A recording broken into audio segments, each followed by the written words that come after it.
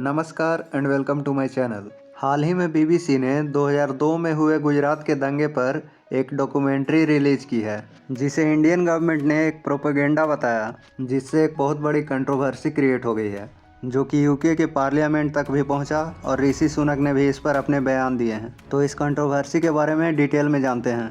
BBC का full form होता है ब्रिटिश ब्रॉडकास्टिंग कॉरपोरेशन। यह यूके का एक सरकारी न्यूज़ चैनल है जिसकी फंडिंग यूके गवर्नमेंट करती है। हाल ही में बीबीसी ने इंडिया द मोदी क्वेश्चन नाम का एक डॉक्यूमेंट्री रिलीज किया, जिसमें 2002 में हुए गुजरात दंगे का जिम्मेदार नरेंद्र मोदी को बताने का कोशिश किया गया है। इस दंगे पर हमारे देश में काफ़ी लंबा केस चला था और अंत में सुप्रीम कोर्ट ने नरेंद्र मोदी को क्लीन चिट दे दिया था। लेकिन इस डॉक्यूमेंट्री में यह दिखाया गया है कि गुजरात दंगे के बाद यूके गवर्नमेंट ने एक सीक्रेट इन्वेस्टिगेशन किया था।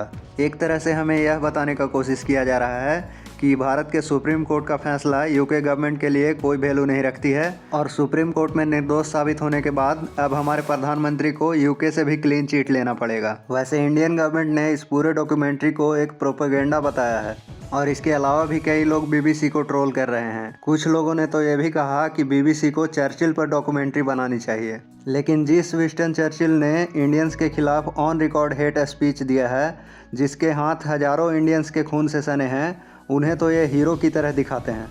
शशि थरूर ने कहा था कि विंस्टन चर्चिल के हाथ उतने ही लोगों के खून से सने हैं जितनों के खून से दुनिया के सबसे क्रूर तानाशाह के हाथ सने थे।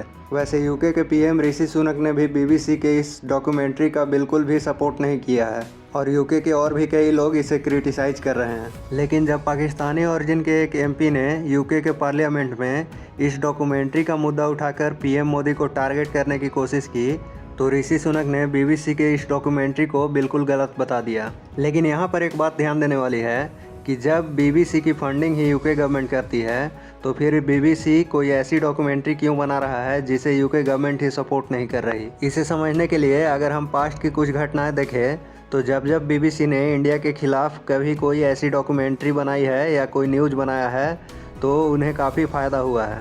बीबीसी अक्सर इंडिया के खिलाफ नेगेटिव न्यूज़ छापते रहती है, जिससे उन्हें काफ़ी इनकम और पब्लिसिटी मिलता है। बीबीसी इससे पहले भी निर्भया केस और 370 के बारे में नेगेटिव न्यूज़ छाप चुकी है, जो कि इंडिया द्वारा बैन किए जाने के बाद काफ़ी वायरल हो गई थी। आज भले ही यूके गवर्नमेंट ने ऑन रिकॉर्ड इस डॉक्यूमेंट्री का सपोर्ट न किया हो, लेकिन बीबीसी की फंडिंग तो यूके गवर्नमेंट ही करती है, इसलिए हमें इस मामले को ज़रूर उठाना चाहिए, क्योंकि इस तरह हमारे सुप्रीम कोर्ट के फैसले का सम्मान न करना और अपने फ़ायदे के लिए हमारे प्रधानमंत्री को टारगेट करना यूके इंडिया रिलेशन के लिए अच्छा नहीं है। इस कंट्रोवर्सी पर अभी और भी कई लोगों के बयान आएंगे, तो ऐसे ही वीडियोज़ के लिए चैनल को सब्सक्राइब कर लें।